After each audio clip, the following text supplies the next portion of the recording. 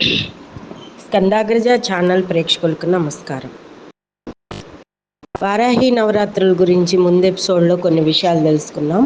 ఇప్పుడు వారాహీదేవి ఫోటో పెట్టుకోవడానికి కొంచెం ఆలోచిస్తున్న వాళ్ళు ఎవరైనా ఉంటే అసలు ప్రత్యేకంగా పెట్టుకోవాల్సిన అవసరం అయితే ఏమీ లేదండి. మీరు భయపడుతూ అసలు పెట్టుకోవద్దు. ఎందుకంటే కొద్దిగా ఉగ్రదేవత కదా, ఫోటో అయినా సరే అన్నీ పూజలు సక్రమంగా ఉండాలి, మడి తడి ఆచారం అన్న విషయాల మీద చాలామంది మాకు ధర్మ సందేహాలు పంపించారు. అందుకని అన్నపూర్ణాదేవిని, అటు జగన్నాథ రథచక్రాలున్న స్వామి బలభద్ర సుభద్ర సమేత నారాయణమూర్తిని, పూరి జగన్నాథ స్వామి ఫోటోను కానీ, ఈ రెండూ కాకుండా అసలు లలితా త్రిపుర సుందరి ఫోటోలోనే ఆవిడికి వీవెనలు వీస్తూ వారాహి రాజశ్యామల లక్ష్మీ సరస్వతి స్వరూపాలే పక్క పక్కన ఉంటారు. ఈ వారాహీదేవి సాక్షాత్తు లక్ష్మీ స్వరూపం. అక్షిత్రయీ దేవతలలో అన్నపూర్ణాదేవి, కాశీలో ఉన్న అన్నపూర్ణాదేవి లక్ష్మీదేవి స్వరూపమైతే, మధుర మీనాక్షి రాజశ్యామల స్వరూపం, కంచి కామాక్షి శ్రీ విద్యా లలిత స్వరూపం. ఇవి చాలామందికి ఈ విషయం ఎంత పెద్దవాళ్ళు ప్రవచనాల్లో చెప్పినా కూడా ఐడియా ఉండటంలా, వాళ్ళు మర్చిపోతున్నారు. అందుకని ఇది పెట్టుకుంటేనే పూజ చేయాలా, ఇగో ఇప్పుడు కొత్తగా వచ్చింది వారాహి దీప కూడా వచ్చేసాయి. కామాక్షి దీపాలు అయిపోయాయి, లక్ష్మీదేవి కుబేర దీపాలు అయిపోయాయి. ఏ దీపం పెట్టినా, ఎలా చేతులు జోడించి నమస్కరించినా, ఏ స్తుతి చేసినా చిత్తంలో నిర్మలమైన భక్తితో, నీ కోరిక నిజాయితీతో, నీ కోరికలో ఎలాంటి కళంకం లేకుండా ఉన్నప్పుడు ఆవిడ దిగి వచ్చి నీ పక్కనే కూర్చుంటుందండి. మీరు కేవలం ఒక నామస్మరణే చాలు. ఇవేమీ అవసరం లేదమ్మా.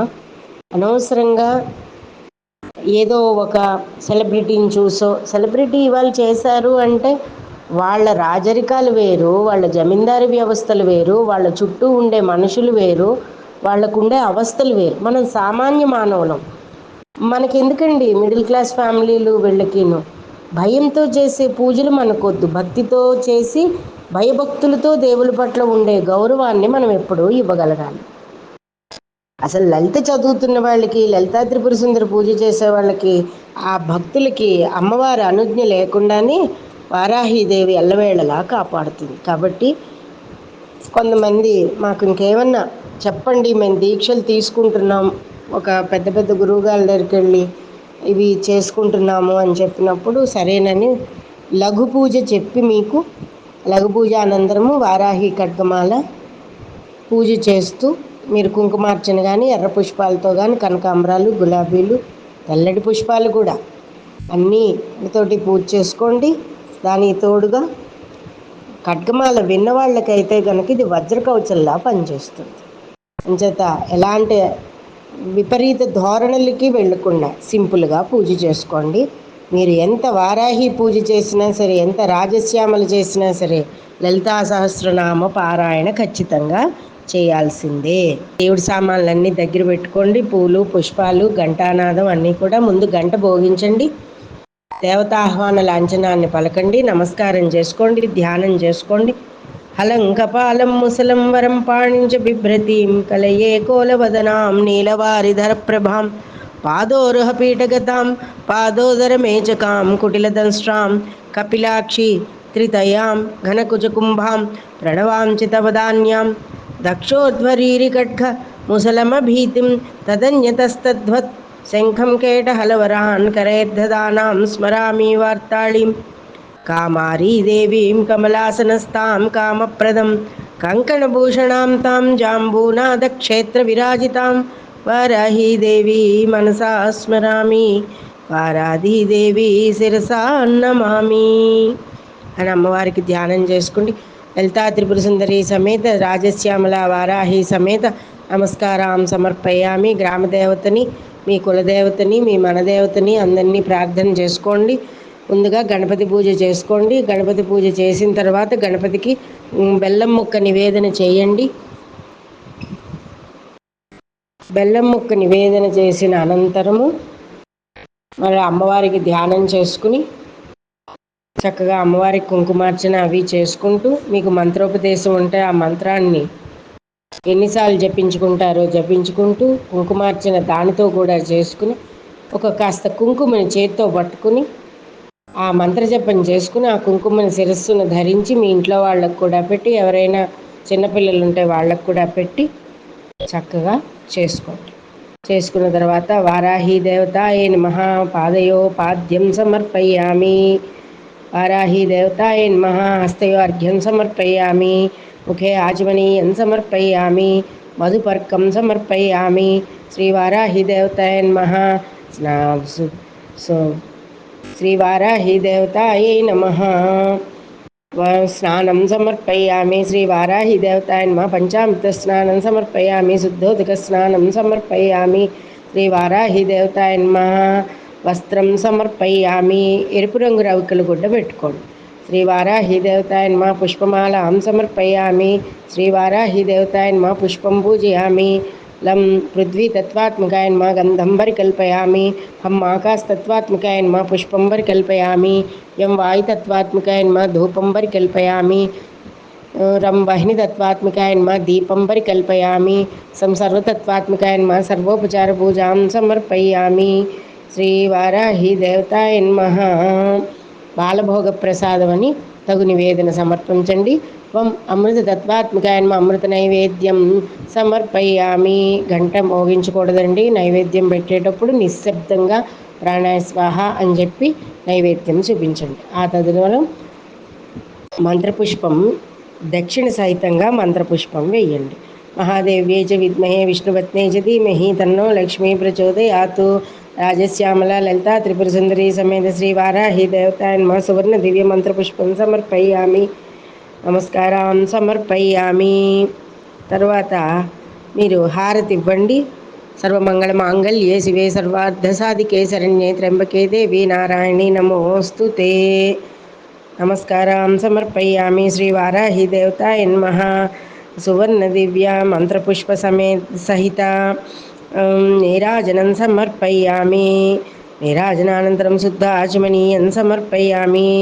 నీళ్లు వదిలి హారతిని స్వీకరించిన తర్వాత శ్రీ వారాహి దేవతాయ నమః సమస్త రాజోపచార వేదోపచార శక్తోపచార భక్తోపచార పూజాం సమర్పయామి. మయా యథాశక్తి అనుష్ఠిత శ్రీవారాహి పూజాయ చ శ్రీవారాహి ప్రీతాం ఏతత్ఫలం దేవి పాదారవిందార్పణమస్తు. సుప్రీతో సుప్రసన్నా మమ వరదో భవతు అని నీళ్లు వదిలేసి ఆపై ఐం గ్లౌం పంచమ్యే నమః, ఐం గ్లౌం దండనాథాయ నమః, ఐం గ్లౌ సంకేతాయ నమః, ఐం గ్లౌ సమయేశ్వర్యే నమః, ఐం గ్లౌ సంకేతాయే నమః, ఐం గ్లౌ వారాహే నమః, ఐం గ్లౌ సమయ సంకేతాయే నమః, ఐం గ్లౌ పౌత్రిణ్యే నమః, ఐం గ్లౌ శివాయే నమః, ఐం గ్లౌ వార్తాళ్యే నమః, ఐం గ్లౌ మహాసేనాయే నమః, ఐం గ్లౌ ఆజ్ఞాచక్రేశ్వర్యే నమః, ఐం గ్లౌ అరిగ్నే నమః. వారాహిదేవికి ఎంతో ప్రీతికరమైన ఈ ద్వాదశ నామాలని అలా చాంటింగ్ మనసులో చేసుకుంటూ పూజ చేసుకోండి. తదుపరి ఖడ్గమాల పూజ చేసుకుని లేదా వింటూ అమ్మవారిని చూస్తూ నమస్కారం చేసుకోండి. ఐం గ్లౌ ఐం నమో భగవతి వార్తాళి దేవతాయే నమో నమః. ఐం గ్లౌ ఐం నమో భగవతి వారాహి దేవతాయే నమః. ఓం నమో వారాహే నమః. హృదయదేవి, శిరోదేవి, కవచదేవి, అస్రదేవి, దివ్యౌఘాఖ్యా గురురూపిణి, సిద్ధౌఘాఖ్యా గురురూపిణి, మానవౌఘాఖ్యా గురురూపిణి, గురుచతుష్టయ రూపిణి, గురుమయి, పరమగురుమయి, పరమేష్టి గురుమయి, పరాపర గురుమయి, జంబిని, మోహిని, స్తంభిని, త్రిశక్తి ప్రథమావరణ రూపిణి శ్రీ మహావారాహి దేవతాయే నమో నమః.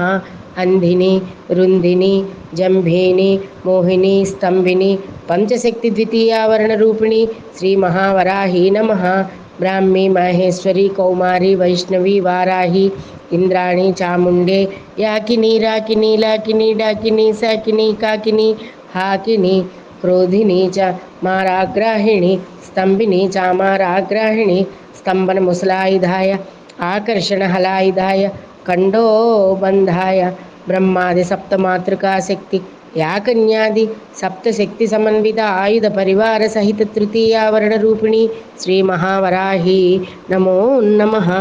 జంభిని ఇందాయ అప్సరేభ్యో సిద్ధేభ్యో ద్వాదశిత్యేభ్యో అగ్నయే సాధ్యేభ్యో విశ్వేభ్యో దేవేభ్యో విశ్వకర్మణే యమాయ మాతృభ్యో రుద్రపరిచారకేభ్యో రుద్రేభ్యో మోహిన్యై నిరుతయే రాక్షసేభ్యో మిత్రేభ్యో గంధర్వేభ్యో భూతగణేభ్యో వరుణాయ వసుభ్యో విద్యాధరోచనః కిన్నరేభ్యో వాయవేస్తంభిన్యై చిత్రరథాయ తుంబుర్యే నారదాయ యక్షేభ్యः సోమాయ కుబీరాయ దేవేభ్యో విష్ణవే ఈశానాయ బ్రహ్మణే అస్విభ్యాం ధన్వంతరాయ వినాయకేభ్యో మహారాజక్షేత్రపాల సింహావర మహాకృష్ణముగరాజా దిగ్దేవతాది వాహన సవిత పంచమావరణ రూపిణి శ్రీ మహావరాహి దేవతాయై నమో నమః.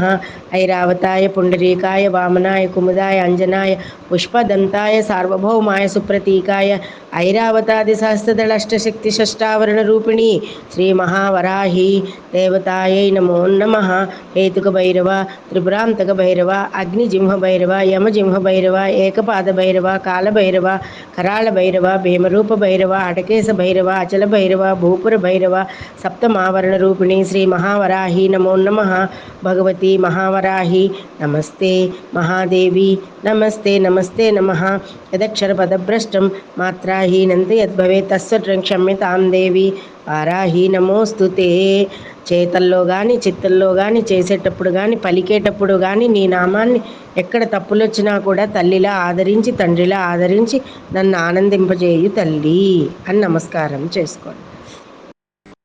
అమ్మవారు చేతిలో ఉన్న ఆయుధాలు రోకలి హలం అని చెప్పుకున్నాయి కదా. ఈ రెండు ఆయుధాలు మనిషికి కావలసిన ప్రాణశక్తికి కావలసిన అన్నాన్ని అందించేవి. ఈవిడ సస్యస్వరూపిణి సస్యదేవత.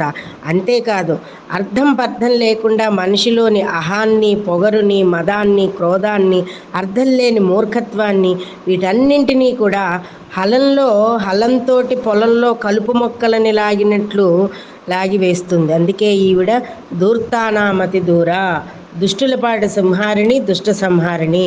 పంటలు పండడానికి పండిన పంట రోకలతో దంచి మంచి అన్నం మనకి దొరికేలా ఎలా చేస్తుందో మనలోని సద్బుద్ధిని మంచితనాన్ని కూడా వృధా కానీయకుండా అంటే వాళ్ళు మంచి ప్లస్ పాయింట్స్ ఉంటాయి, కానీ వాడు చేసే చేష్టలకి వాడి బిహేవియర్కి ఆ వ్యక్తి వల్ల ఎవరైతే ఇబ్బంది పడుతున్నారో ఈ వ్యక్తిలో మంచిని పెంచు అని మీరు నమస్కారం చేసుకుంటే తప్పకుండా ఇది సమాజంలో ఎంతో మేలైన విషయం కూడా. కాబట్టి ఉగ్రదేవతారాధన కాబట్టి కొంచెం జాగ్రత్తగా చెయ్యాలి. అందుకే పూర్వం మనం మహాభారతంలో చూడండి, ఏకలవ్యుడు కానీ త్రేతాయుగంలో వాలి కానీ వాళ్ళల్లో మంచి శక్తులు ఉన్నాయి, కానీ వాళ్ళు దాన్ని మార్చి అనవసర ప్రయోగాలు చేసినందున రాముడు అక్కడ వాలిని కొట్టాల్సి వచ్చింది, ఇక్కడ ఏకలవ్యుడు అహాన్ని అణచాల్సి వచ్చింది. అంటే మంత్రాన్ని కానీ మంచిని కానీ దేనికైనా సరే మంత్ర సద్వినియోగం మంచి పాలిటే జరగాలి కానీ చెడు పాలిట జరగకూడదు. అది ఈ మధ్య అందరికీ కూడా ఆ అనుభవాలు అయ్యాయి. విన్నారు, చూశారు, కన్నారు, తెలుసుకున్నారు పేపర్లలో పుస్తకాల్లో. చేత మంత్ర దుర్వినియోగం కూడా ఎప్పుడూ కూడా మంచిది కాదు, అది విపరీతాలకి దారి తీస్తుంది అని చెప్పబడుతోంది. ఇలాగా వారాహీదేవి యొక్క ఖడ్గమాలను విన్నవారికి చదివిన వారికి వింటూ అమ్మని అలా పూజిస్తూ పుష్పాలతోటి తగు నివేదన చేసిన వారికి కూడా తప్పకుండా అమ్మవారి అనుగ్రహం లభిస్తుంది ప్రతినిత్యం కూడా. ఇక అందరూ కూడా ఈ ఒక్క ఆషాఢ మాసమే కాదండి, ప్రతి మాసంలోనూ వచ్చే పంచమి కానీ పౌర్ణమి కానీ అమావాస్య నాడు కానీ అమ్మవారిని సేవించిన వారికి ప్రతినిత్యం ఈ ఖడ్గమాల విన్నవారికి కూడా వారాహీదేవి అనుగ్రహం లభిస్తుంది.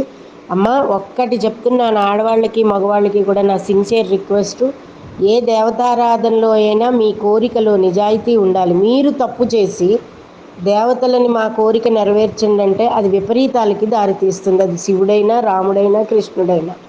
అంచేత దేవతలని ఏ కోరిక కోరుతున్నా కూడా భగవంతుడు మనకి తీర్చగానే అబ్బా దేవుడు ఉన్నాడు తీర్చాడంటాం, తీర్చకపోతే దేవుడు లేడంటాం.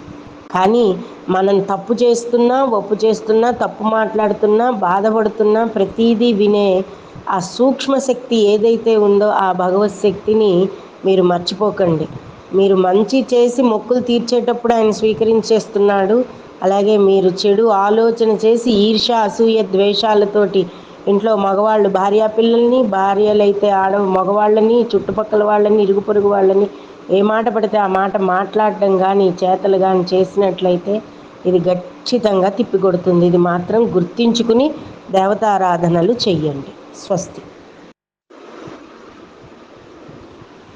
మొత్తం పూజంతా అయిపోయిన తర్వాత అమ్మవారి పటాన్ని కానీ లేదా లక్ష్మీదేవి పటాన్ని కానీ ఒక స్టూల్ మీద పెట్టుకుని చక్కగా 11 ప్రదక్షిణాలు, 3 ప్రదక్షిణాలు, 7 ప్రదక్షిణాలు, 5 ప్రదక్షిణాలు భక్తితో ఓం నమో వారాహి, ఓం నమో వారాహి అని చేసి అమ్మవారి దగ్గర పుష్పాలు అక్షతలు వేసి మీ ఆ కుంకుమ పెట్టుకుని అక్షతలు మీ పాదధూళి నా శిరసాగుండామి అని చెప్పి అక్షతలు నెత్తిన వేసుకుని చక్కగా 11 ప్రదక్షిణాలు చేసుకోండి. మొత్తం ఆత్మ ప్రదక్షిణ నమస్కారంతో పాటు ఈ 11 ప్రదక్షిణాలు ఇంట్లోనే భక్తి శ్రద్ధలతో చేసుకోండి అమ్మవారిని. ఇది గుప్త నవరాత్రులు, అంటే గోహ్యంతో గుప్తంగా ఎవరికీ చెప్పకుండా నేను చేస్తున్నానని బాహాటం లేకుండా నిశ్శబ్దంగా చేసుకునే పూజలు ఇవన్నీ కూడా. అంచేత అందరూ భక్తి శ్రద్ధలతో ఆచరించుకుని అమ్మవారి అనుగ్రహానికి పాత్ర